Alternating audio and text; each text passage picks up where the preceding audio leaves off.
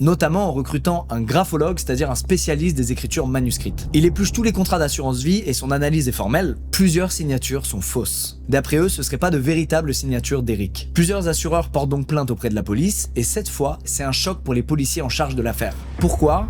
Parce que Geneviève ne les a jamais prévenus de la mort d'Eric, alors pourtant qu'une enquête est ouverte pour essayer de retrouver le chauffard qui l'a renversé lors de ce grave accident qu'il a subi. Et pour rien arranger, une autre plainte est versée au dossier. Cette fois, c'est la mère d'Eric qui a écrit au procureur et qui émet de sérieux doutes concernant l'innocence de Geneviève dans cette affaire. Elle y raconte ne même pas avoir été prévenue pour les obsèques de son fils et suspecte fortement Geneviève de l'avoir tué. À partir du 23 février 1993, une enquête est donc ouverte pour usage de faux et pour assassinat. Geneviève est interpellée, mais les enquêteurs n'arrivent pas à la faire craquer puisqu'elle a toujours une bonne excuse. Si elle n'a pas prévenu les policiers de la mort d'Eric, par exemple, c'est tout simplement parce qu'elle savait pas que c'était nécessaire. Si elle a signé des contrats au nom d'Eric, c'est parce qu'il était d'accord, mais qu'il était trop souvent à l'hôpital pour pouvoir s'en occuper lui-même. Et si ça semble louche de faire autant d'assurance vie à seulement 35 ans, c'est parce qu'Eric se savait fragile et qu'il voulait s'assurer que sa famille serait à l'abri si jamais il disparaît. Et face à tout ça, les enquêteurs peinent à contredire. Ça se tient. Ok, les suspicions sont énormes, mais pour autant ils ont pas de preuves concrètes contre Geneviève. Et certes, son comportement vis-à-vis de la mère d'Eric est absolument ignoble, et elle a agi contre tout avis médical, mais est-ce que pour autant on peut l'accuser de meurtre ? L'enquête finit donc par s'enliser et la police classe l'affaire. C'est un simple accident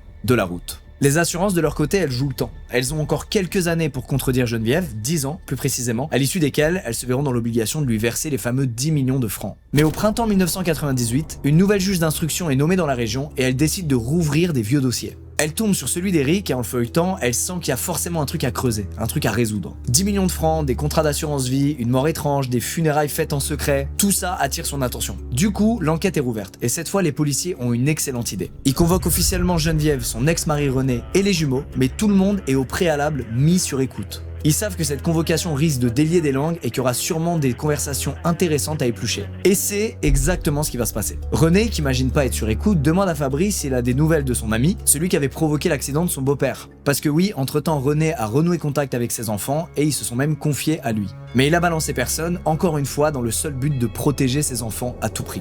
À partir de là, la police comprend qu'il y a réellement un meurtre dans cette affaire.